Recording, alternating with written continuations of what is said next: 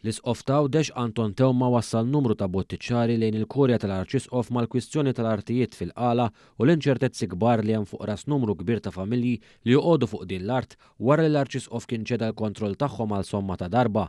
Tewma għamel dan hekk kif kienet indirizza l-pontifikal tal-festa tal-Konċizzjoni l-ġimgħa filgħodu propju mir-raħal tal-qala. Fl-istess lokalità u dik bis-swit ta' Nadur fl-aħħar jiem komplew iseħħu żviluppi xejn sbieħ brabta mal-medda kbira ta' artijiet amministrati mill-Fondazzjoni Abazzija di Sant'Antonio della Navarra, il-Kurja tal-Arċisqof li kellha l-kontroll tal-istess fondazzjoni fl-aħħar snin ċediet dan id-dritt għas-somma ta' 200,000 euro. Issa familja diġà ġiet ordnata mill-qorti biex tiżgombra mill-proprjetà tagħha wara kawża miftuħa mill-fondazzjoni waqt li oħrajn jinsabu f'riskju serju li jgħaddu mill-istess destin. Fl-omelija tiegħu il-ġimgħa l-Isqof Tewma tenna kif qabel ma wieħed jaġixxi u jiddeċiedi irid jara mhux biss kif se jaqbel lilu imma kif se jintlaqat ħadd ieħor. Sfida tagħna li qabel ma niddeċiedi, qabel ma naġixxi nistaqsu ngħid. Mhux dak li jaqbel li biss. Imma lill-oħrajn kif se nolqothom? Lill-oħrajn kif se nweġġaħħom? Dikjarazzjoni ċara li fil-mira kellha d-deċiżjoni meħuda mill-Arċisqof li rinunzja l-kontroll fuq il-fondazzjoni u allura fuq dawn l-artijiet fil-qala u n-Nadur billi ma setax jibqa' jaħtar rettur li amministra.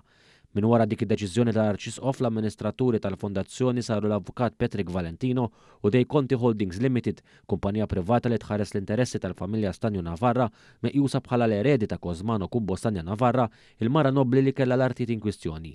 Fil-fatt l-Isqof ta' Għawdex fil-messaġġ ċar tiegħu irrefera wkoll għall-kwistjoni tar-reba għall-flus hekk kif sostna li minħabba l-flus jitafġu n-nies. Jekk kien għandi ħafna flus, x'nambi iktar flus? Se nagħmel bihom il-flus? U minħabba l-flus naffeċ nies, naffeċ il-persuni.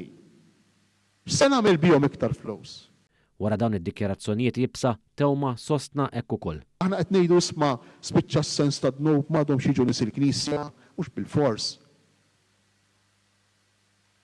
Jekk aħna l-fidi tagħna kienet mibnija fuq dak li jidher minn barra biss u mhux fuq l-għażliet personali li jmissu l-intern tal-persuna. Dwar din il-kwistjoni il-Prim Ministru Robert Abela kien ċaru sejjaħ bħala ħniżrija l-att li n-nies wara l-fondazzjoni fetħu proċeduri għaskapitu ta' żejru persuni innoċenti.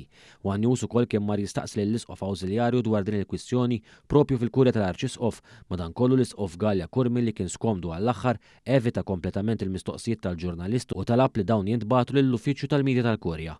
Hekk sar, iżda bil-kitba wara l-Kurja qalet biss li tempatizza mal-individwi li huma mħassba dwar se jiġri mir-residenza tagħhom u njorat mistoqsijiet jekk tkellmitx mal-familji infushom u jekk hux se tkun qed toffri xi soluzzjoni fil-kwistjoni li taħtija liha wkoll.